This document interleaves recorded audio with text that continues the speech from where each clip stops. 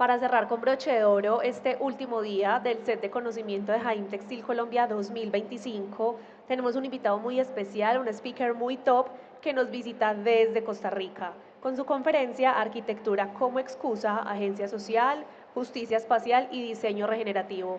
Vamos a recibir con un fuerte aplauso a Mike Smith, arquitecto director de Entrenos Atelier. Buenas, muchas gracias. La verdad que es un placer estar aquí con todas y todos en este evento. Voy a hacerme aquí para el ladito. Y pues nada, agradecer al evento por la organización, por el espacio. ¿Sí me escuchan bien ahí? ¿Se oye todo perfecto? Buenísimo. Voy a tratar, a veces tiendo a hablar muy rápido y parece que estoy como rapeando, entonces voy a bajarle aquí las revoluciones. Pues nada, yo soy arquitecto de Costa Rica y creo que la arquitectura es una excusa súper bonita para construir relaciones humanas y de eso les quiero hablar un poco, sembrar algunas ideas sobre esto en el marco de este foro. Primero, bueno, contarles un poquito sobre mi país. Tengo un amigo, bueno, a Medellín ya he venido varias veces y a Colombia, es un país que me encanta, la ha pasado increíble aquí. Y tengo un amigo colombiano que dice que Colombia es como Costa Rica, pero en esteroides, porque mi país es súper pequeñito, nuestros países se parecen demasiado, pero mi país es como una versión pequeñita de Colombia. Somos pueblos hermanos, compartimos hasta cierto punto acento, naturaleza, bueno, es una cosa que hay muchas relaciones. Tal vez contarles de mi país, el 25% de él está protegido, son reservas naturales, el 98% de nuestra energía es renovable. En los años 40 se abolió el ejército, lo cual ha sido algo muy importante, que todo ese dinero que se dejó de invertir en ejército se ha invertido en salud y educación y es un destino reconocido a nivel mundial, a nivel ecoturístico. Pues nada, es un paraíso muy bonito como su país y cuando quieran darse la vueltica por allá los vamos a recibir. Una pregunta importante que quisiera poner en este espacio es esta, ¿verdad? Esta palabra que ha sido manoseada en los últimos 25 años. ¿Por qué nos empeñamos en hablar de sostenibilidad? ¿Por qué queremos sostener lo que es insostenible? Tenemos pésimos hábitos de consumo como planeta, en el planeta, como especie humana, y nos empeñamos a hablar de sostener cosas que no se deberían sostener. Un segundito nada más, voy a quitarme la jacket.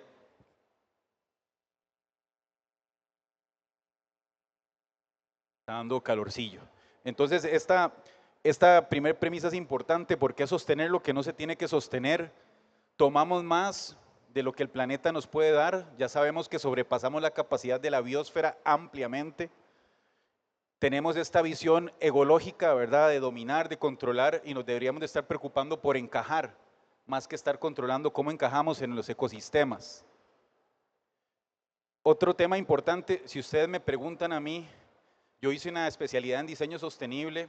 Si lo puedo resumir de una manera muy sencilla, tenemos pésimos hábitos de consumo, ¿cómo hacemos para mejorar eso? Entonces, tenemos recursos que demandamos y demandamos, pero no nos preguntamos más bien cómo podemos proveer recursos, cómo podemos encajar, cómo podemos regenerar. Nuestros pueblos ancestrales tienen una manera muy bonita de reconocer esto y dicen que hay que dejar el lugar en condiciones mejores de las que ya las encontramos. Y hay que buscar visiones integrales, porque la sostenibilidad y la regeneración son muy amplias, son muy complejas de entender. Entonces, me gusta visitar otros nichos de conocimiento para entender esto. Por ejemplo, Janine Benyus, quien acuñó el concepto de biomimicry o biomimética con su instituto del Biomimicry Institute, ella habla sobre cómo la naturaleza tiene 10 formas de entenderse, todo se recicla, se celebra la diversidad, se entienden los límites. Entonces, quizás cuando hablemos de sostenibilidad deberíamos de estar mirando a la naturaleza que tiene 3.8 billones de años de prueba y error de estar haciendo un mundo sostenible que nosotros literalmente lo estamos destruyendo.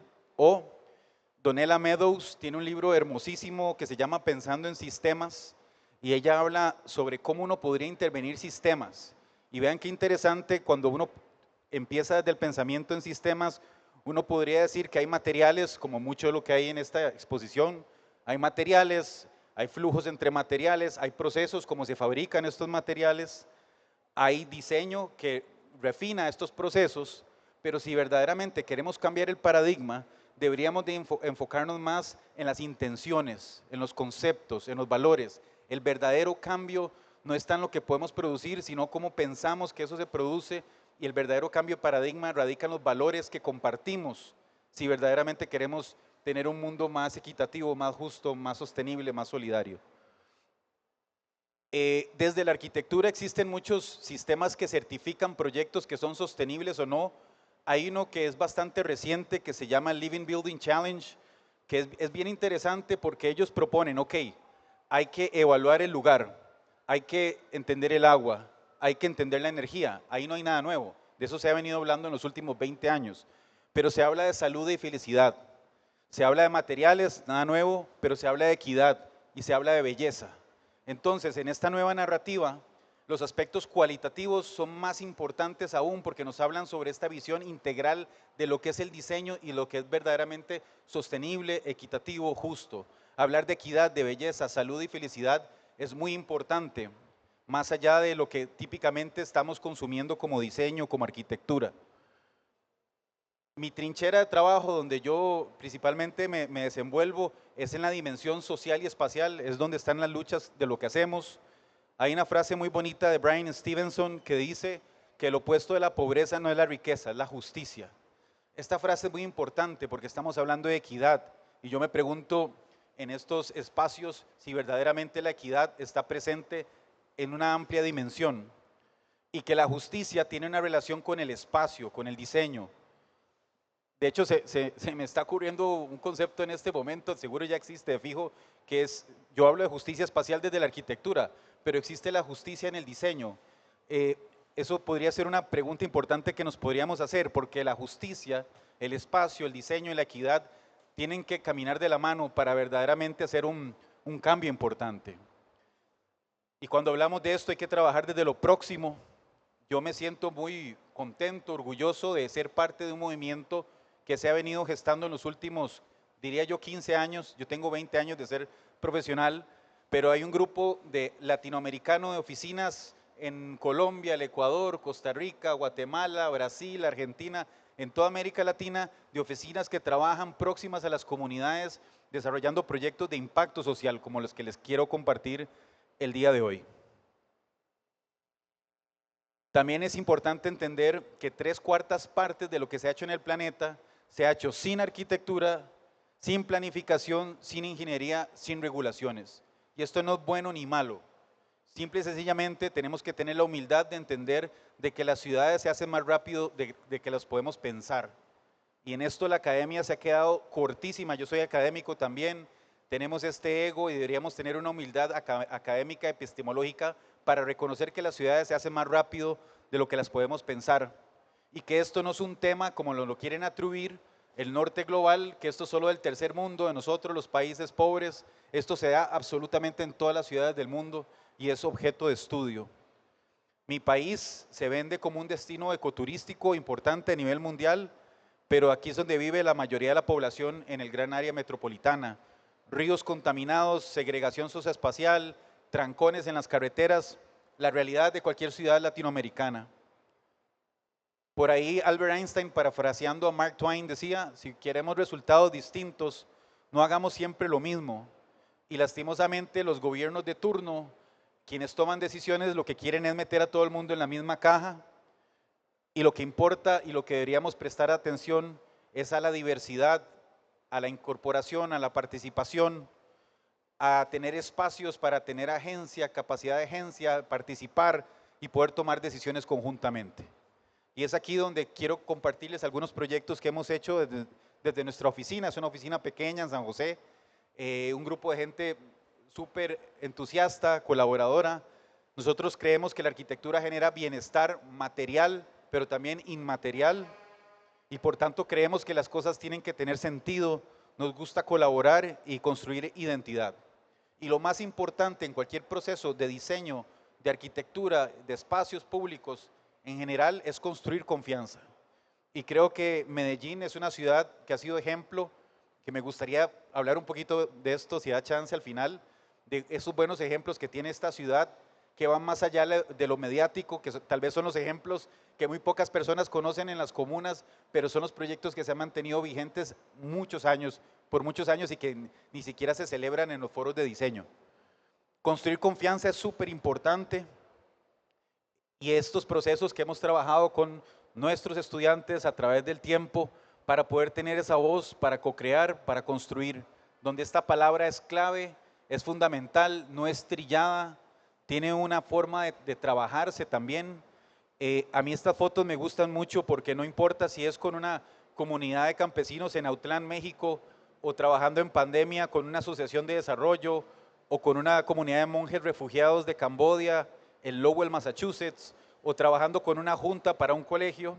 Han sido experiencias enriquecedoras donde hemos podido trabajar conjuntamente y pensar los espacios, discutirlos, compartir ideas, generar equipos de trabajo, discutir, conversar y tener agencia y empoderamiento sobre estos procesos de diseño. El primer proyecto que les quiero compartir es la Cueva de Luz. La Cueva de Luz está ubicada en el asentamiento informal más grande de San José. Es un proyecto que ha ganado premios importantes en la Bienal de Venecia, la Bienal de nuestro país, en la Bienal Iberoamericana de Diseño, entre otros. Está ubicada en La Carpio. La Carpio es el asentamiento informal más grande de San José. Y se lo inventaron este par de señoras guerreras, especialmente la de la izquierda, doña Alicia Vilés, líder comunal de La Carpio, Maris Estela, líder de la Fundación CIFAIS, y este par de locas emprendedoras se inventaron un sistema de inclusión social a través de la música, a través del arte.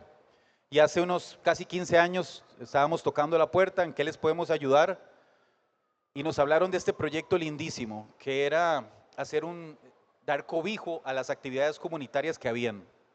Y desde que se iba construyendo en las redes sociales se veía cómo la gente pues lo iba matizando, lo iba entendiendo, lo iba asimilando, porque había gran parte de esas familias que viven alrededor participaron del proceso y es un proyecto que ha impactado a más de 150 voluntarios, una inversión que ha superado el $1.000.000. La Orquesta Sinfónica de La Carpio se presentó en el Teatro Nacional, que es un gran honor en nuestro país, y ha impactado más de 900 personas con distintos talleres, oficios, etc. Está ubicado en lo que era la Cueva del Sapo, era un lugar estigmatizado como de los más peligrosos de San José, y hoy en día se llama la Cueva de Luz. Ahí pueden ir viendo imágenes de cómo esta nave multifuncional en madera se iba levantando. En cuestión de un año se levantó son dos cuerpos de madera juntos, es el edificio de madera más grande de la región. Y algo muy, muy curioso que pasó, y creo que es bonito contar esta historia en este foro, es que, como les decía, ganó algunos premios importantes. Cuando ganó la Bienal de nuestro país, un colega medio mordidillo llamó al Colegio de Arquitectos a preguntar cómo es posible que ese proyecto haya ganado la Bienal si está en un asentamiento informal. Entonces nos llama el Colegio de Arquitectos y nos pregunta, ¿pero qué, esto es cierto? De ahí, sí, obviamente, está en un asentamiento informal, la naturaleza del proyecto. Entonces nos preguntan, ¿ahora qué hacemos? Y en la tarde les enviamos los documentos al colegio y pudimos conservar el premio y se hizo legal el proyecto. Entonces, con esto no es que esté promoviendo la arquitectura ilegal, pero hay una razón de ser. Esta comunidad y todos como ciudadanos teníamos casi 40 años de estar pidiendo este tipo de infraestructuras que no se daban. Entonces, el proyecto se ejecuta, obviamente tuvo el visto bueno de la municipalidad, del ministerio tal, de todo el mundo dio el visto bueno, nadie firmó nada porque estaba en un asentamiento informal, pero sí tuvimos el aval, la propiedad estaba en un comodato que le permitía a la fundación tener posesión temporal del lote y el edificio se diseñó como algo que se podía armar y desarmar. Entonces, ¿qué es lo que nos permite esto? Que el proyecto fuera punta de lanza y que luego ya tuvo atención mediática y que el Ministerio de Educación finalmente hace una escuela por allá, el Ministerio de Vivienda ya estaba trabajando en la legalidad de los lotes, etcétera, etcétera, etcétera. Entonces estos proyectos se convierten en puntas de lanza, se convierten en catalizadores que pueden impulsar la construcción social del hábitat, conciliación de esfuerzos públicos y privados, muy importante. Por ejemplo, en los principales centros comerciales llevamos algunas de las vigas, la gente las firmaba, donaba dinero y luego las vigas eran instaladas en el proyecto. En 2 fines de semana pudimos recaudar como unos $50,000 más o menos. Entonces hasta eso, era buscar estrategias de cómo recaudar fondos y algo muy bonito era ver el proyecto, cómo se iba utilizando sin que estuviera terminado. ¿Qué dice esto? Que esto no es la imposición de un grupo de arquitectura que llega a decir hay que hacer esto, sino que ya estaba la necesidad, ya estaban los programas y la arquitectura lo que hace es acompañar y dar cobijo a estos espacios. Y como les decía, es un proyecto en sí icónico en nuestro país por lo que significó construir con madera a esa escala. Nuestro ingeniero Juan Tuc fue el que nos ayudó pues a llevar ese proyecto. Da la casualidad que Juan Tuc, ahora que me acuerdo de una anécdota, don Juan es el gurú de la madera en Centroamérica. Él publicó la norma técnica para construcción en madera y él aprendió a construir con madera laminada. Él hizo un posgrado en Estados Unidos hace años, pero él aprendió sobre madera laminada aquí en Medellín. Él vino acá y aquí fue donde le enseñaron a cómo laminar, ahora que me acuerdo, qué interesante. Y pues nada, este proyecto me gusta compartirlo también desde el diseño, porque es un proyecto que en la Bienal Iberoamericana de Diseño ganó la categoría de interiorismo. Y es un proyecto, nosotros no somos interioristas, ¿verdad? Nada más son las fotos, es la madera, es el espacio en esto, el material, y esa es la piel del edificio, el material tal cual, sin ninguna pretensión más que una estructura que contiene esos pisos. En sus programas, como son naves multifuncionales, áreas libres, hay un laboratorio de fabricación digital, hay un emprendimiento que se llama Entre Costuras, también hay ensambles de música, de jazz, música clásica, rock, lo que sea. Es súper hermoso ver todas estas actividades que se dan de danza, karate, judo, jiu-jitsu, breakdance, póngale nombre, ¿verdad? Lo que sea. Otro aprendizaje bonito de este tipo de proyectos o espacios comunitarios, y creo que aquí es donde se tiende a cometer muchos errores en infraestructura pública de este tipo, es que se piensan como operaciones cerradas en el tiempo. Estos proyectos más bien tienen que ser flexibles, adaptables, dispuestos a estar cambiando constantemente, porque uno puede pensar con la comunidad una cosa, pero con respecto al uso se da, van cambiando. Y esta parte de que los espacios se transformen es súper importante. Esta foto es súper bonita porque ahí está todo el mundo, empresarios, líderes comunitarios, fundación, nosotros, etcétera, y representa lo que es el origen de este proyecto.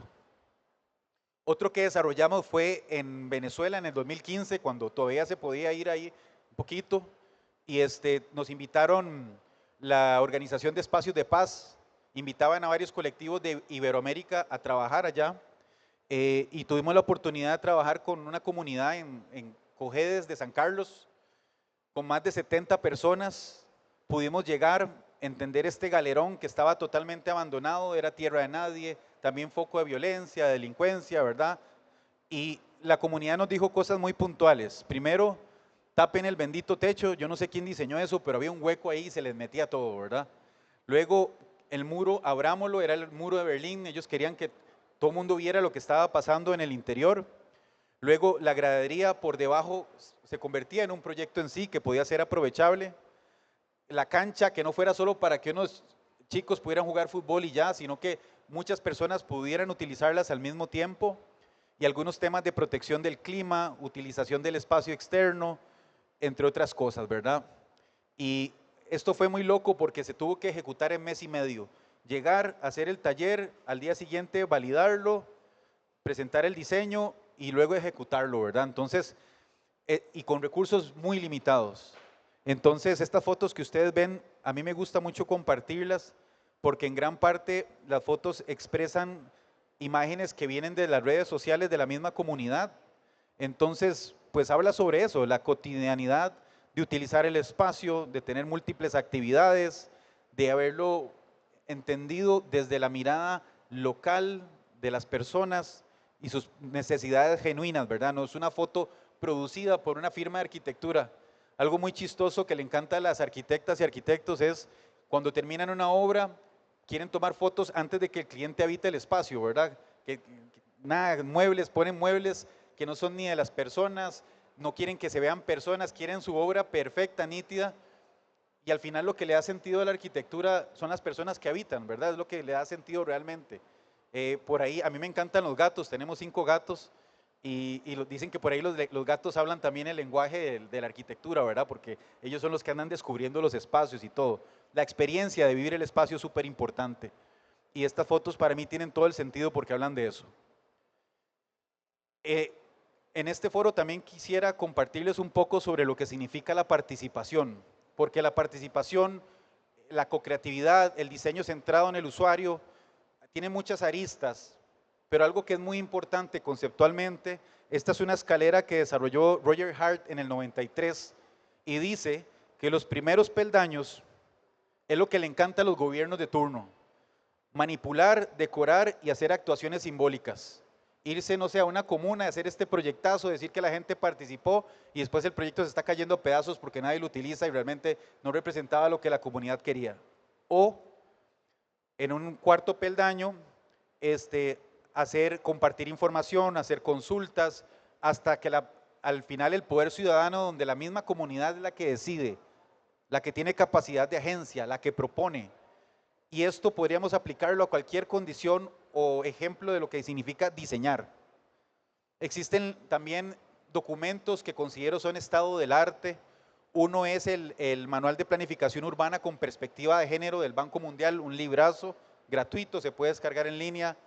Comunidad, Participación y Desarrollo de Marchioni, o en el Harvard GSD tiene un clúster de investigación que se llama el Just City Lab, muy bueno también, donde es información importante para proyectar.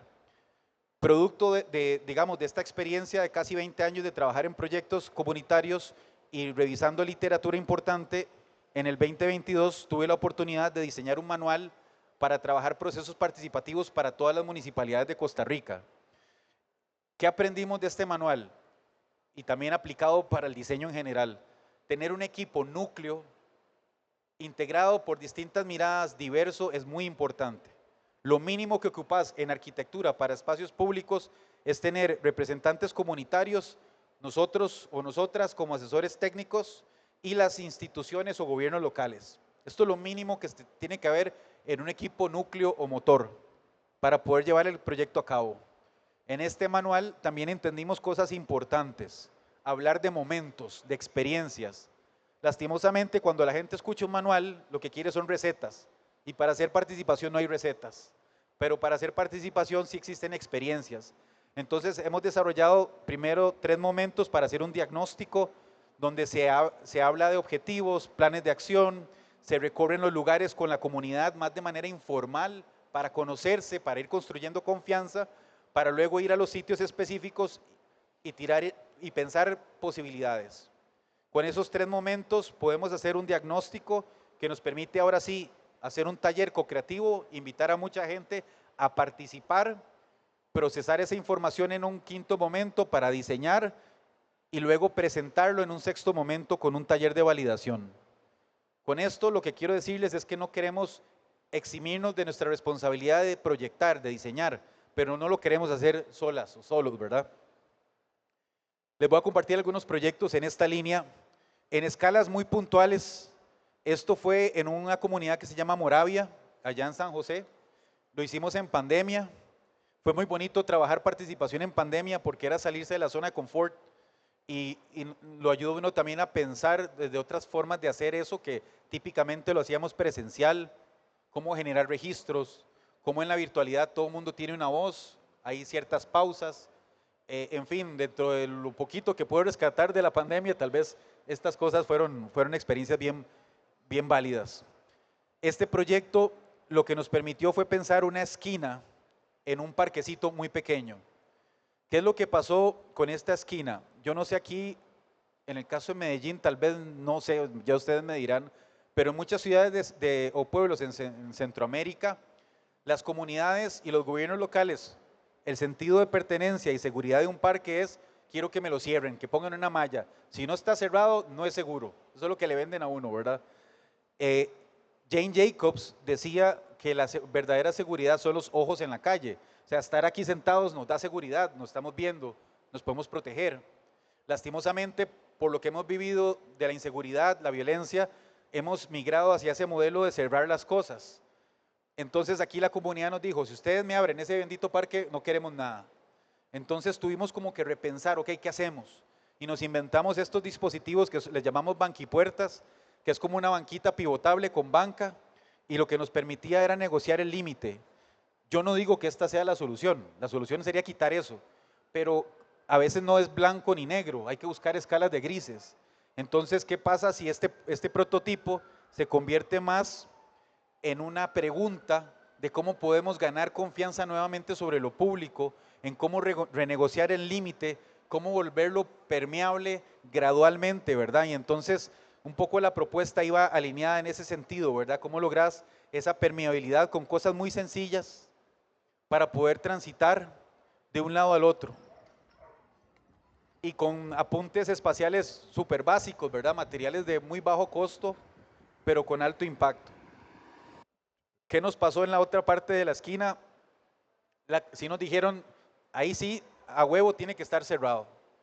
Entonces con el gobierno local vimos la posibilidad, ok, si hay que cerrarlo, ¿por qué no lo convertimos en un play vertical?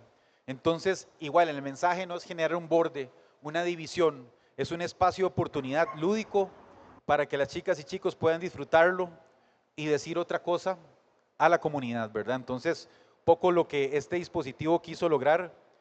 Es bien bonito haberlo visto en ejecución porque fue tan exitoso que a la semana se tuvo que clausurar porque ya no llevó mucho palo, había que darle mantenimiento.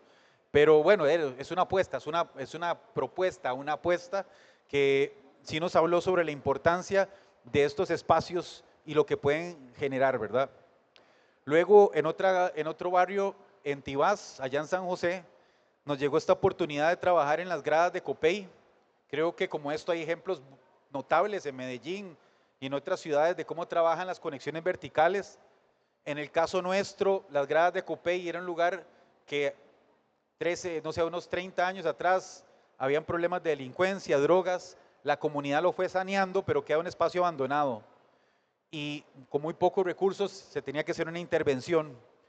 Entonces hicimos primero este reconocimiento con la comunidad, los distintos espacios, entender de primera mano cómo se reconocía el sitio, qué se podía hacer, cuáles eran los espacios representativos, qué estrategias podríamos trabajar, y al final era como un circuito de zonas verdes con mobiliario urbano y estancias. Y lo pudimos validar en el sitio con la comunidad, ¿verdad? No llegar a imponer una propuesta, trabajarla con los miembros, proponer la alternativa, llegar a acuerdos, validarla. Y al final el proyecto era muy sencillo. No se podía poner una rampa porque no daba el espacio, no se podían poner escaleras automáticas, no había presupuesto. Lo que nos quedaba era hacer una serie de gradas más amables y unos toboganes y hacer espacios verdes. Y entonces yo creo que estas imágenes, conforme se iba ejecutando, iban hablando sobre esta posibilidad con algo muy sencillo, establecer una estrategia de cómo conectarnos con el sitio, cómo transitarlo, cómo ver los chiquillos cuando venían de la escuela, lo utilizaban de la manera más casual, normal, y generar eventos de manera práctica, sencilla, en torno a circular estos espacios. Otra cosa que era importante es con materiales de bajo costo hacer piezas arquitectónicas que hablaran sobre lo que queríamos decir, condiciones de equidad, condiciones de conexión con el paisaje, con el sitio. Todo lo que ven en café ya se intervino con paisajismo, más del 60% es para zonas verdes, y también hay unos espacios súper importantes que son como esas pérgolas o sombrillas que ven ahí, que yo no sé qué pasa, pero al menos en nuestros países a veces parece que le cobraran a uno por estar bajo la sombra, ¿verdad? Y la sombra es importantísima, la sombra es el encuentro, en el trópico la sombra es el encuentro, es la estancia, genera un ritmo, genera una pausa, genera conexión. Entonces estos espacios y pérgolas como una suerte de tejido para construir sombra era algo que nos interesaba muchísimo trabajar y proponer dentro del mismo. Y este otro proyecto, yo le tengo mucho cariño, es también otro barrio que se llama La Juelita, el Boulevard de Concepción. La señora alcaldesa nos invita a trabajar una acera que estaba totalmente abandonada, pero con mucho tránsito, mucho uso, que era esta de aquí a la izquierda. Y básicamente vimos que había unos árboles espectaculares y muchas posibilidades de hacer estancias. Entonces nos imaginamos hacer unas estancias entre los árboles, como ven en estos dibujos, Y al final era algo muy sencillo, básicamente era hacer estancias entre árboles que dignificaran la condición del habitante en su espacio. A mí estas fotos me parecen muy bonitas porque son cero pretenciosas, es lo que es, punto, es lo que el proyecto genera.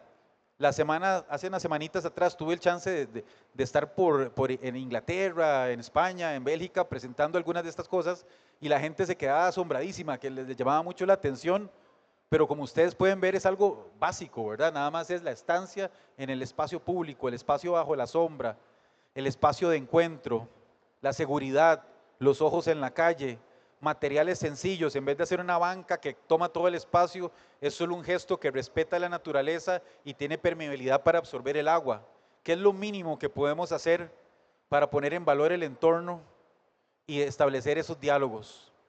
Y ya casi para ir cerrando, otra oportunidad de trabajo muy bonita que tenemos ahorita es con la Asociación Nacional de Alcaldías e Intendencias, el Centro Municipal de Urbanismo Social y la Embajada de Estados Unidos, bueno, antes de Trump, ahora vamos a ver qué pasa, pero bueno, por ahí lo que pudimos trabajar el año pasado fue en la recuperación de espacios públicos, también entendiendo distintos parques, haciendo procesos participativos con estas herramientas.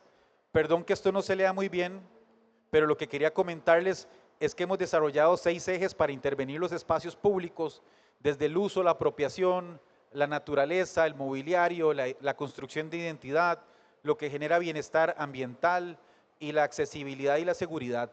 Entonces estas son herramientas que nos permiten pensar estos espacios que luego las convertimos en diagramas o capas de información para trabajar en distintos sitios. Y aquí hay algunos ejemplos de, digamos, de cómo estos diagramas se traducen en un parque, en una situación espacial determinada. Y aquí creo que viene muy rápidamente unos ejemplos, pero se queda pegadita la... A ver. Segundillo.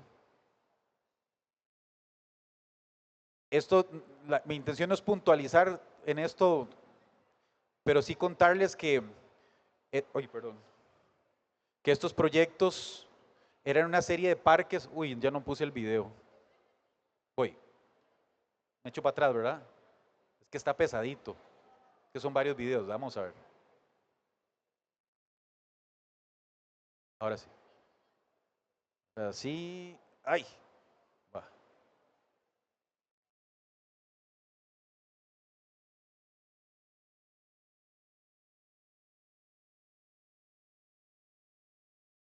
Bueno, creo que ahí pasa.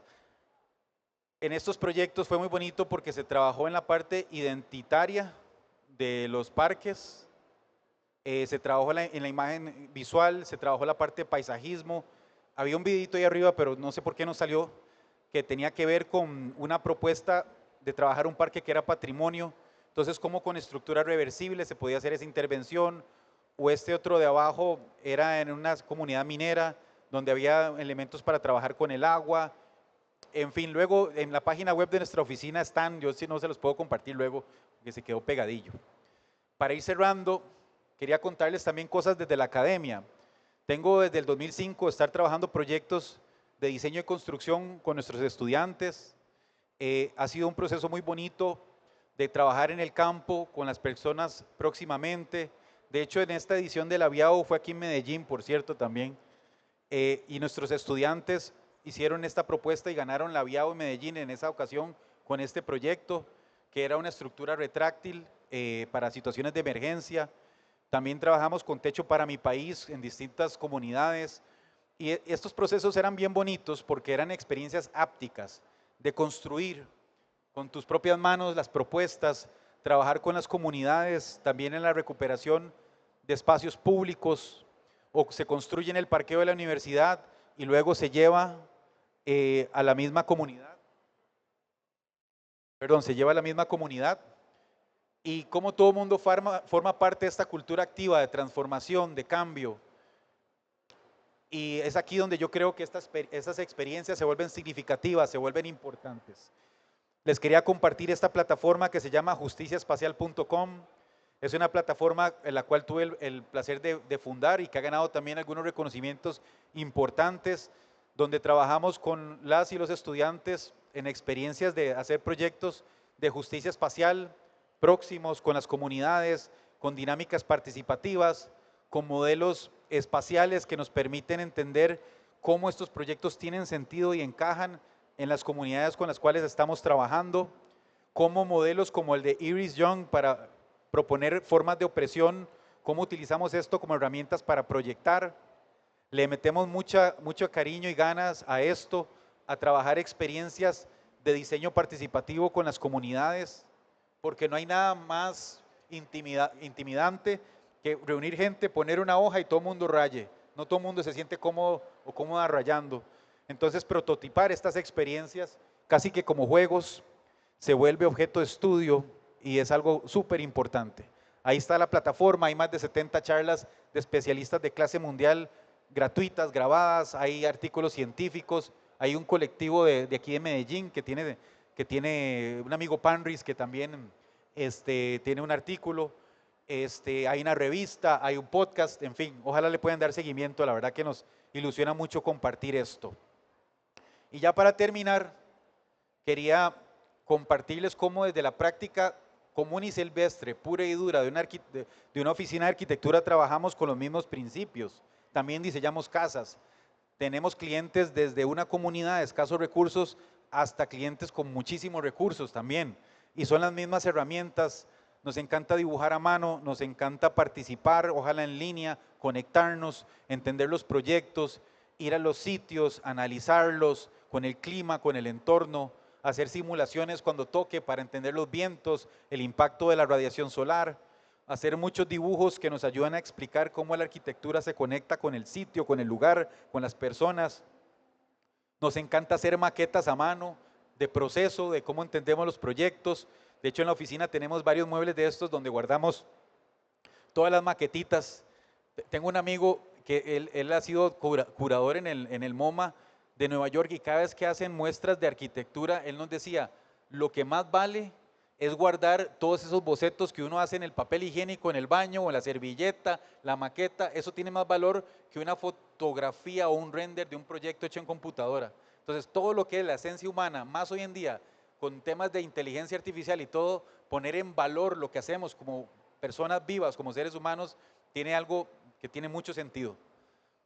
Y algunos de estos proyectos, como le llamamos la casa en el árbol, perdón, una casita sencilla, dibujos a manos, maquetas, modelos, y llegamos al sitio, un sitio hermosísimo en Orotina, se llama el lugar, que tenía unos árboles espectaculares y que la comunidad lo que quería, pero la familia, lo que quería tener era esta casita vinculada a los árboles, inmediatamente, como ven es algo muy sencillo, todo con ventilación cruzada, espacios de transición, balcones en conexión con los árboles, y no es más que eso, ¿verdad?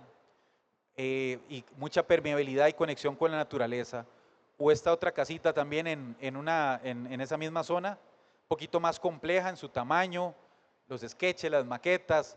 En este caso, la cobija dio para diseñar paisajismo, para pensar la permacultura del proyecto como una unidad cerrada y con distintas estrategias y también inmersa dentro de los árboles, con espacios de transición, con envolventes que son permeables, porosas, para que los vientos puedan penetrar y se pueda ventilar adecuadamente, ¿verdad? Entonces, como ven, también es una arquitectura bastante sencilla, pero que hace mucha referencia a la arquitectura victoriana de las ciudades agroindustriales de los años 40 en nuestro país y que rinde honor y homenaje a esto, ¿verdad? La permeabilidad, la porosidad, el contacto con el lugar, con los colores del lugar, con el lenguaje del lugar, ¿verdad? Y eso es un poco lo que también en algunos proyectos hacemos. Y ya con esta termino, con estas dos diapositivas. Para mí esta parte es súper importante siempre compartirla. Al final estos proyectos no se ejecutan si no es por las manos de las personas de quienes imprimen su energía, su dedicación para hacerlas posibles. Entonces siempre que terminamos una obra le damos un reconocimiento a los albañiles, maestros de obras, a toda la gente que participó en el proceso constructivo.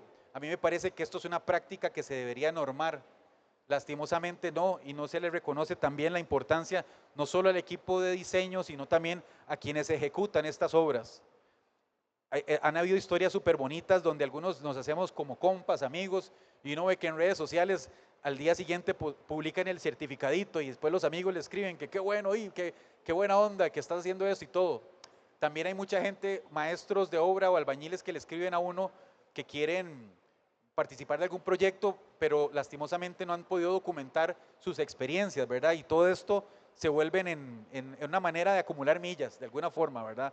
Y lo más importante, reconocerles su energía, su talento, su esfuerzo. Y pues nada, pues si pueden seguirnos en nuestro Instagram, lo tenemos siempre súper activo, que es entrenos.central, nuestra página web, Pura Vida. Muchas gracias. Yo te quería preguntar algo que, pues no sé si en Centroamérica también se comparte, pero digamos que específicamente aquí en Colombia vemos mucho que en estos proyectos también hay un tinte lastimosamente de corrupción y muchas veces proyectos grandes que son para la comunidad, todo eso, están pues como que se ganan con contratos pues que no son muy limpios y eso. ¿Cómo digamos que en todos los lugares donde ustedes digamos que arman cosas, cómo digamos que esquivan o luchan contra esto si está presente pues por allá en Centroamérica? Claro, no, lastimosamente nos une la gastronomía, la música como la cumbia y nos une también la corrupción, lastimosamente. Eso es un mal muy presente en nuestras políticas en todos los países. Pero tal vez yo quisiera orientarlo no desde el enfoque negativo, sino positivo, donde sí se han hecho bien las cosas. Para mí un ejemplo, ahorita no preciso el nombre, pero que conocí aquí en Medellín, era un centro comunitario en una comuna que en la época heavy, la época pesada acá, se le conocía como la Universidad o Escuela de los Sicarios, algo se le llamaba así. Y este centro comunitario súper pequeñito se mantuvo vigente en la peor época y sigue vigente al día de hoy. Y son precisamente estos proyectos los que verdaderamente han hablado de la transformación. Yo tengo varios amigos que han trabajado aquí en Medellín, en la empresa de servicios públicos y en el gobierno y todo, y, y ellos hablan mucho sobre la importancia hoy en día de revisitar o entender las narrativas de los lugares en los cuales ha tenido impacto. Lo más importante no es el proyecto que se ejecuta, sino lo que pasa después. Ir a evaluarlo, ir a hablar con la gente, porque la infraestructura por sí sola no va a hacer el cambio. Lo que hace el cambio son las personas. Si hay un artículo muy bonito que habla sobre el cadáver de, ay, hijo de puña, el cadáver de la arquitectura, no me acuerdo qué, que critica un proyecto aquí en Medellín.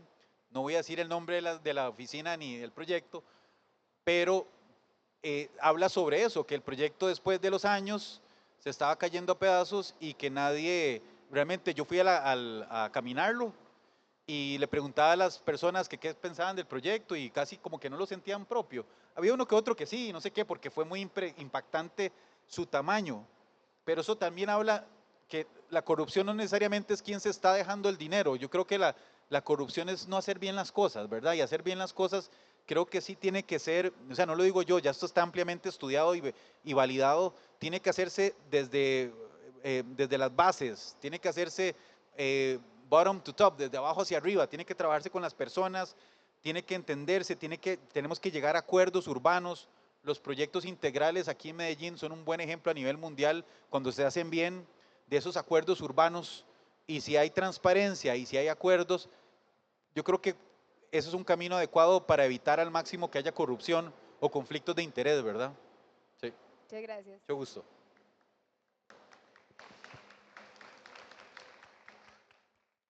A Mike Smith, muchísimas gracias por cerrar con broche de oro este set de conocimiento de Jaime Textil Colombia 2025.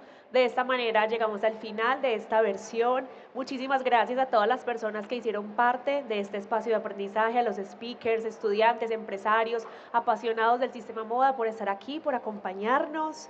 Nos vemos en nuestra próxima feria Colombia Moda 2025, co-creación del 28 al 30 de julio aquí en Plaza Mayor Medellín. Que tengan una feliz tarde y hasta una nueva próxima oportunidad.